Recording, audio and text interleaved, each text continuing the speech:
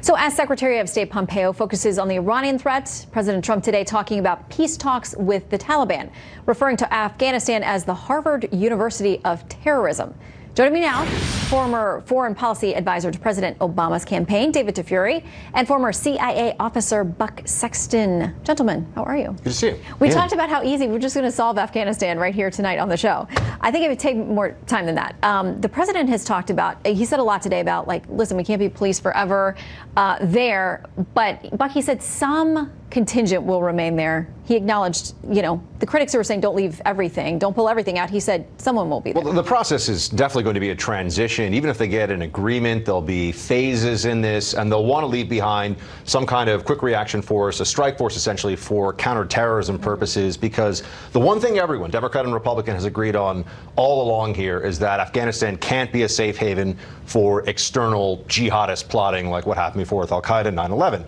So there'll be something left behind. The problem will be if this agreement does not really have enough in place, or rather if the Taliban decides to go back on parts of the agreement that have to do with the Afghan government. And are we going to have the resources in place to really have the leverage to say, hold on a second, you're not following through your commitments there? And that's where I think we're just going to have to roll the dice on this. There's not going to be a perfect exit from Afghanistan, but I do think the president's right in that it's time to go. Well, David, there's a lot of concern that the Taliban isn't going to be a trustworthy partner in coming together for any kind of peace deal. I think that's right. I mean, this is America's longest running war. Everybody wants a resolution, but it's really tough. President Trump talked about this in his State of the Union speech. He was very optimistic, and he was right to try and set a new path for Afghanistan, but now we see it's tough going.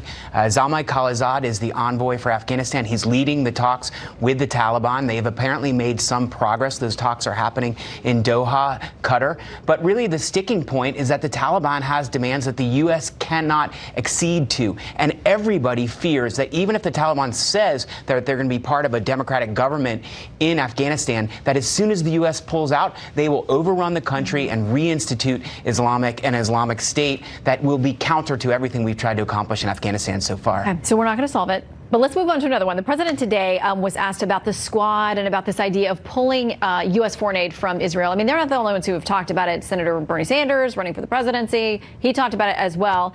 The president said it's crazy that they're even having this discussion. Here's what he said today.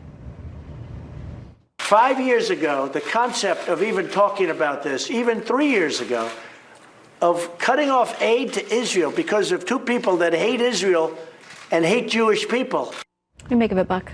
Well, the organization that Tlaib and Omar were going to go and that was sponsoring their trip, it has anti-Semitic statements from the past, has published blood libel, has praised suicide bombers. I mean, there's no question that there's real anti-Semitism here. There's real problems that are not being addressed. Now, I don't think it's fair to say that Tlaib and Omar are necessarily representative of the rest of the Democratic Party. That said, it is incumbent on the Democratic Party to call this out. And we often hear about how this kind of bigotry cannot be allowed, cannot be given air. Where are the critics of Omar and Tlaib in the media and the Democratic Party? You're not seeing enough, and people are understanding that there's a double standard at play here. It's very troubling. So I think the president keeps digging in on this because he feels like he does have the moral high ground.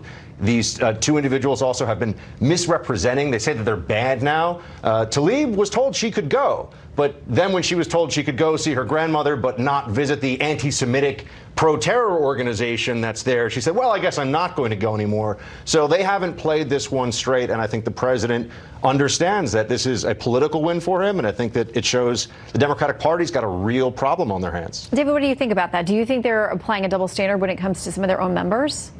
Well, I think that President Trump is winning some points by attacking these two women members of Congress. But as Buck said, and I agree with him, they're not representative of the Democratic Party's stance on Israel. They're outliers. They're absolutely wrong on Israel. And most Democrats in Congress do not agree with them.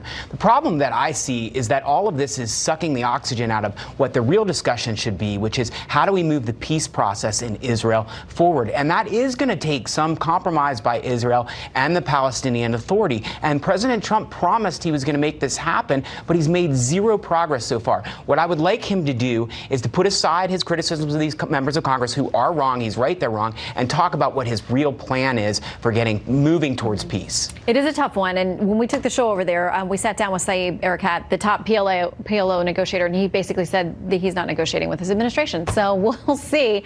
It's a heavy lift. Can we talk about Greenland so we can fight? Because we're agreeing. We'll do that next time. We can fight about Greenland. There we go. Thanks, guys.